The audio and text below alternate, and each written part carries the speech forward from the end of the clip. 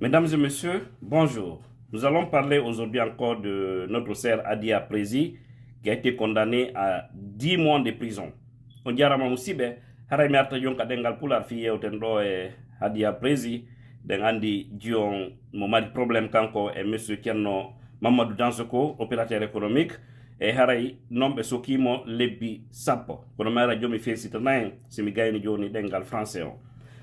Mesdames et messieurs, comme je le disais, notre sœur, l'actrice guinéenne Adia Prési, a été condamnée ce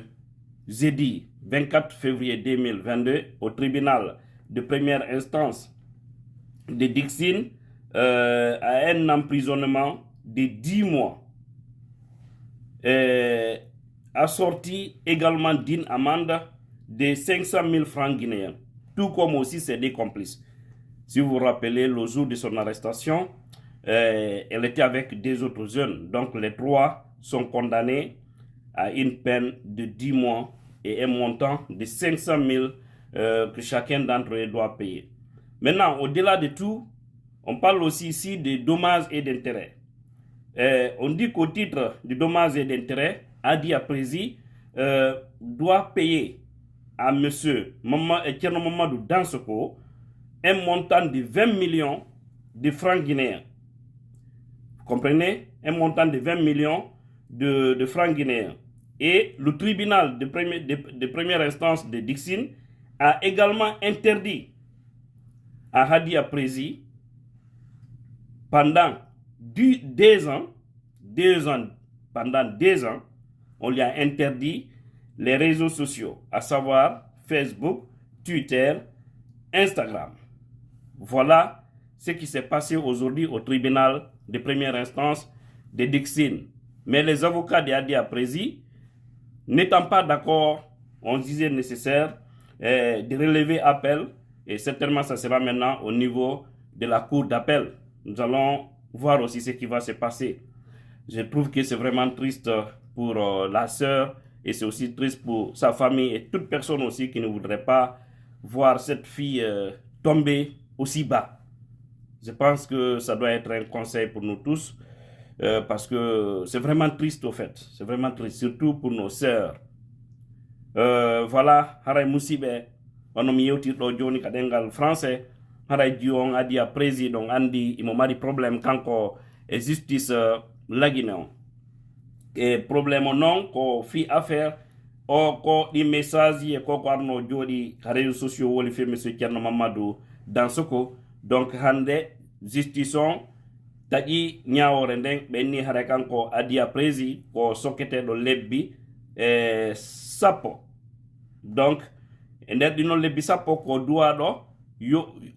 yoɓude 500 000 francs guinéen ɗinnon ko yoɓay ɗoɗi e hoore ɗum kadi i ɓenni fi haray kamɓe justice on ko ɓenni kon wonandema ɓay tun haray ko coñuɗo e yewtere maɓɓe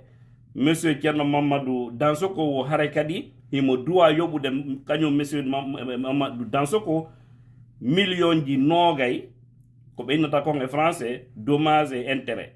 C'est que bonnere ko waɗi kon kanko monsieur Mamadou Dansoko e kadi o heɓa ɗon kadi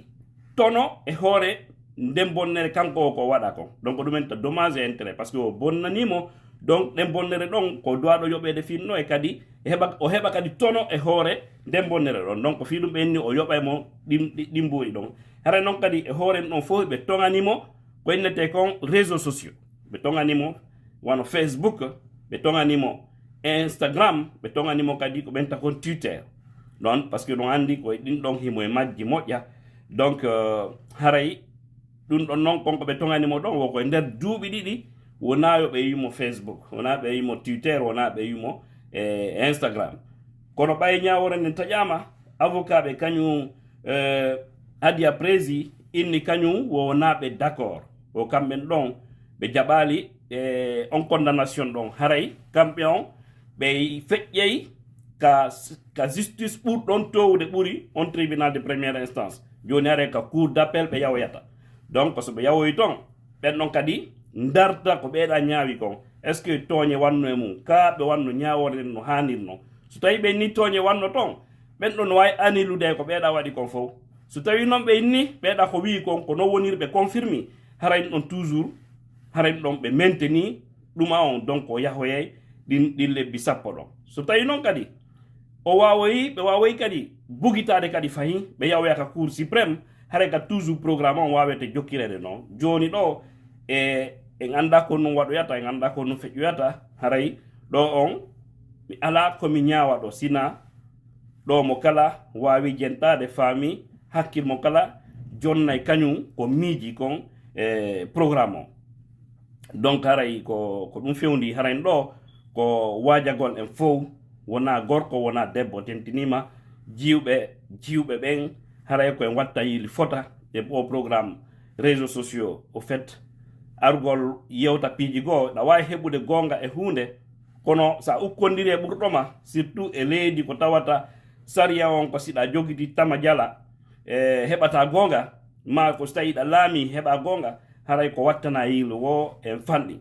kono ɓay ɗo ɓay ɓe ni ɓe bugitoto programme o yeeso haray ɗen jeeɗi en anda e kon ɗum kadi feƴƴoyata yeeso to haray mi toriki Allah wlan ɗo Allah yo hiw en danda en seytane danda en bone danda en ko arata e nder waduna men ɓiƴina en tawata e wata wadde mouvement si wona ɗum jiwon no acci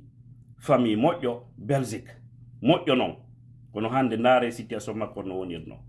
o waɗi mi anda ko lewru mas ko lebbi ɗiɗi mo ka kaso donc ɗin ɗon noon kadi ittoyete e nder ɗin lebbi sappo ɗon donc ɗum woni aray nini no gasa ko lebbi jeenayi ma lebbi jerati o waɗoyata ka kaso so tawi ɗo waɗino lebbi ɗiɗi par ce que ɗum ɗon fof kadi ɓe calculé gila o fuɗɗi gila o naati e nder kaso ɗum ɗon fof ittete e nder mum salamu aleykum en humpodiri kadi ti Dialla puissance